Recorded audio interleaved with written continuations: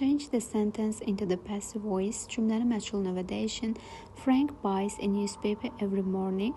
Biz burada tamamlığı birinci olaraq təyin etməliyik ki, a newspaper bizim tamamlığımızdır və əvvələ keçmiş olur. İkinci isə xəbərin zamanını təyin etməliyik. Buys indiki sadə zamandadır. İndiki sadə zamanı məchul növə dəyişərkən to be-nin əmizar formasından istifadə olunmalıdır və biz a newspaper tək olduğu üçün is formasından istifadə edəcəyik. A variantında will be gələcək zamana aid deyə yanlışdır. B və C variantları gələcək, daha doğrusu indiki zamana aid olduğu üçün variantları saxlayırıq. D və Y variantları isə geçmiş zamana aid olduğu üçün, həmçinin was been ifadəsi ümumiyyətlə yanlış olduğu üçün səhv götürürük. Daha sonra B variantına baxsaq, is bought every morning by Frank. B variantı bizim doğru cavabımızdır. Çünki to be-dən sonra birbaşa feilin üçüncü forması, daha sonra zaman zərfimiz və köhnə mübtədanın by ilə cümlənin sonunda xatırlanmasını görürük ki, doğru götürülür.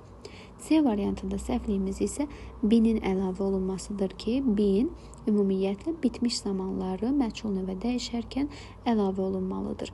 Burada isə indiki sadə zamandan söhbət getdiyi üçün C variantı yanlış götürülür. Doğru cavabımız B variantıdır.